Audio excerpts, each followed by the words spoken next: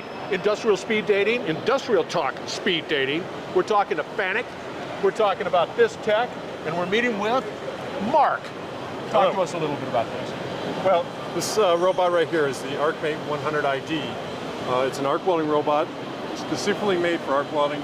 It's set up so that it has a very nice package to allow the dress out of the robot. We actually have additional content on here. You can see a sensor that's actually tracking the part right now. That part, we designed the part to actually move.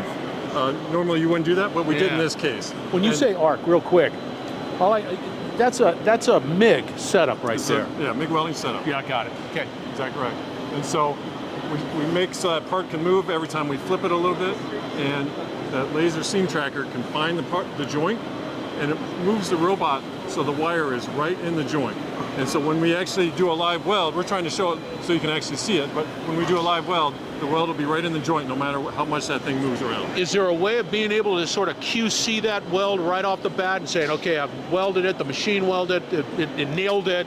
Is there a necessity to QC the weld? Well, we can use the camera to actually see if the welding joint is out of tolerance. So if it was too far out, we could stop it and say, don't make this part, it's going to be a bad part.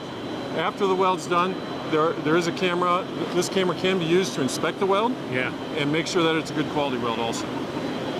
Does the system say, hey, it's out of spec? Does it say, does it know? Camera, all of that stuff saying, okay, we're welding, and then all of a sudden it's like, well, something happened, whatever it might be. Yeah, if the part moved too much and it was out of spec, not to weld at the time, that would be a separate scan. But while we're welding, if the part moved too much, then we can stop it.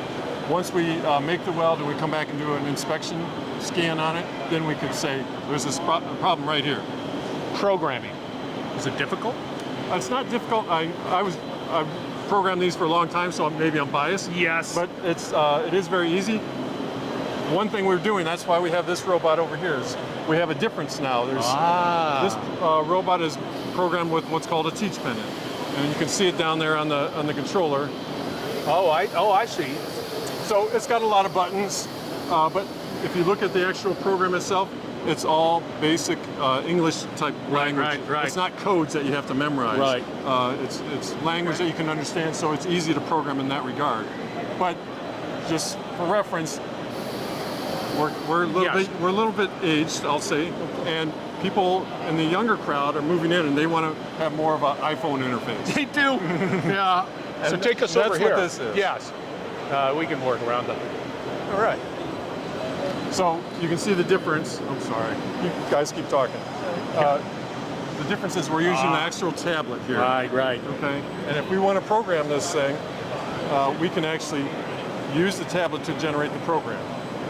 And so if I actually stop this robot right now, I can actually grab it and I can move this thing around. And so if I want to, I can move the robot and I say, move right here, and I record a position. And then I move it down to where I want to weld, and I can record a position for the weld start. And then I move it over here, and I push the button and record another position, and I move it out, and I can record another position. So there's a difference in generating the program now. I can generate it all right here. It gets put on the tablet. Yeah. It's easy to run, easy to generate. Yeah, and it's just, this is where it needs to go. I get that. I understand that. That's easier for me. And so there's a difference. In this robot here is called a collaborative robot. Yes. It's meant to interact with people. You can work right next to it. I can walk up and stop it. Right. That one and the other is enclosed. We're not allowed to go in there while it's running because we missed it. It's actually working. It's welding now. You're right. That is so cool. So that is the difference. We'll see customers use the traditional robot for higher production volumes. Right. So you can think automotive, it's a very easy example. Automotive, they want to run that thing as fast as they can. So that's why it has to be enclosed to protect the workers from it. Yes. This robot runs a little bit slower. And so it's easier to program, so maybe a job shop would use this robot. There you go. And generate the program, let it run, make a couple parts, put a new part design in there, generate it, the program again, let it run some parts, and keep going. There's so many opportunities for applications. You don't have to just set on one. I could come in and and say, hey, I got a new part that needs welding, so I can set it up, program it, move it around, run it, and then just go from there. Yeah, if I had 3 stations set up, I could program this one, let it run. I could come over to this one, program this one. I'd go to the next one, and then just keep rotating. So I could have somebody that's programming be more efficient now than what they were before. Excellent. Excellent job. FABTECH 2022, speed dating, massive technology right here. FANUC, thank you very much. All right, we're going to have another great conversation, another speed dating conversation shortly, so stay tuned. You're listening to the Industrial Talk Podcast Network.